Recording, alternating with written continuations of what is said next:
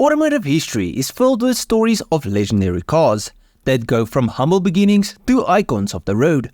However, for every success story, there are tales of brilliant designs that never saw their full potential. Vehicles that for some reason or another faded into obscurity.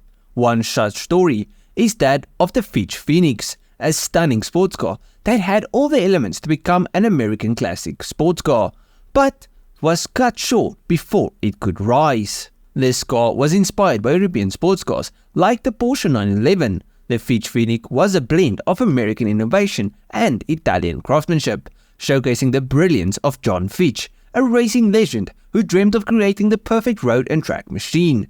But before we get deeper into the car, let's just quickly talk about its creator. Born in 1917, John Fitch was an American racing pioneer. He was the first American to build a successful career in Europe, racing alongside legends such as Stirling Moss and Juan Manuel Fangio. Fitch's resume was as impressive as any racing driver of his time, winning prestigious events like the 12 Hours of Sebring and the Mile Miglia, while also competing in Formula 1 and the 24 Hour of Le Mans. His career behind the wheel put him in the ranks of other motorsports legends like Carroll Shelby and Mario Andretti. Yet, it wasn't just racing that occupied Fitch's mind. After retiring from competitive driving, he turned his attention to automotive safety and innovation, developing the Fitch barrier system, the iconic sand and water-filled barrels used on highways to absorb impacts in crashes. However, despite his contribution to safety, Fitch never lost his passion for high-performance cars, which led to his most ambitious project, the Fitch Phoenix. The story of the Fitch Phoenix begins with an unlikely platform, the Chevrolet Corvair. You see, in the 1960s, the Corvair was Chevrolet's answer to European cars like the VW Beetle, featuring a rear-mounted air-cooled flat-six engine and an independent suspension system. Although initially criticized for its handling, particularly in Rolf Nader's famous book, Unsafe at Any Speed, the Corvair had untapped potential in the right hands. Fitch saw beyond the controversy and recognized the Corvair's inherent strengths, particularly in its innovative suspension system. Fitch's first step was to modify the Corvair into a higher performance model, leading to the creation of the Fitch Sprint. This tuned version of the Corvair gained a reputation for its improved handling and dynamics, showing that the right tweaks could make the Corvair a respectable sports car. But Fitch wasn't satisfied with incremental improvements. He had a more ambitious vision in mind, a true sports car, one that would rival the Corvette and stand toe-to-toe with the Porsche 911. Fitch's vision for this new car was clear. It needed to be lightweight, powerful and nimble, with a kind of precision handling that could outclass even the best European competition. The foundation for this car would be the Corvair, but it would need an entirely new body and design. To achieve this, Fitch turned to Intermeccanica, the renowned Italian coach builder known for their work on the Apollo GT, and later the Intermeccanica Italia, led by Frank Resner, a Hungarian-born Canadian who had deep ties to the American automotive industry. Intermeccanica had a reputation for producing beautifully crafted cars with Italian flair. Fitch partnered with Intermeccanica to bring his design to life. He enlisted the help of Kobe Whitmore, a close friend and respected magazine illustrator, to create the initial sketches. These drawings outlined a sleek, low-slung sports car reminiscent of the future C3 Corvette, a design that wouldn't officially debut until 1968, but here it was already taking shape in 1966. The Fitch Phoenix was built on a shortened Corvair-based sprint chassis, with the body constructed from hand-formed steel, not the fiberglass that Fitch had originally envisioned. The result was breathtaking. With its dramatic lines, pop-up headlights, and Targa roof, the Phoenix was as stunning as any European Grand Tourer of the era. The two bulges on the hood, housing two spare tires, were a unique feature that not only added to its aesthetics, but also improved aerodynamics. But while the Phoenix's exterior was certainly eye-catching, its real appeal lay in its handling.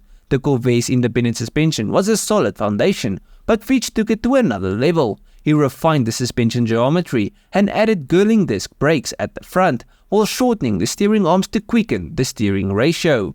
This ensured that the Phoenix had a level of responsiveness and cornering capability that was nearly unmatched in its class. Powering the Phoenix was Chevrolet's Turbo Air 6 engine, a rear-mounted air-cooled flat 6 producing 170 horsepower.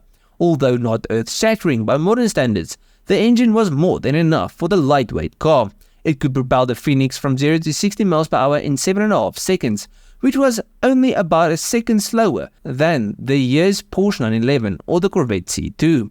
It was, however, the Phoenix's handling that truly stole the spotlight.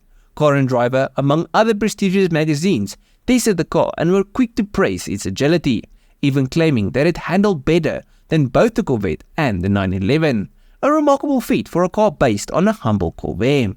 The future seemed bright for the Fitch Phoenix after its debut at the 1966 New York Auto Show, where it received overwhelming praise. Fitch began taking deposits for production. He had 100 down payments lined up and plans to produce a limited run of 500 units. However, fate had other plans. In 1966, the US Congress passed the National Traffic and Motoring Vehicle Safety Act, which led to the creation of the Highway Safety Bureau, tasked with setting new safety standards for cars.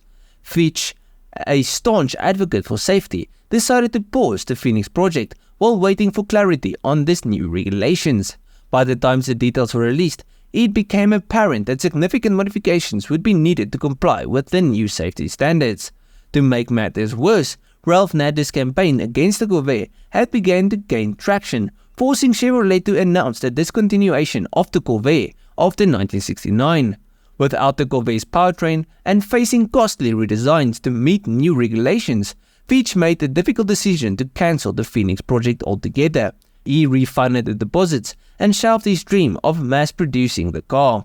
The Fitch Phoenix, a car that had the potential to challenge the best sports cars of the era, never made it beyond the prototype stage. Unlike the mythical bird that had inspired its name, the Fitch Phoenix never rose from the ashes. Its one and only prototype remained in John Fitch's possession until his death in 2012. And in 2014, the car was sold at auction for $253,000. To end it off, the Fitch Phoenix is a reminder of what could have been an American sports car with Italian craftsmanship and Corvair underpinnings that could have challenged the Corvette and Porsche 911. Though it never achieved production, the Fitch Phoenix stands as a symbol of Fitch's brilliance, a car that embodied both beauty and innovation, but was ultimately defeated by the forces of regulation and corporate decision-making. Today it lives on as a fascinating what-if in the world of classic cars. But at the end of the video, please let me know what you guys thought of the video and what do you guys think of this car. Do you like the design? Do you dislike it? And if you guys enjoyed this video, you'll most probably like some other stuff. So just go through my channel, see if there's something else like. I'll check you guys in the next one. Cheers,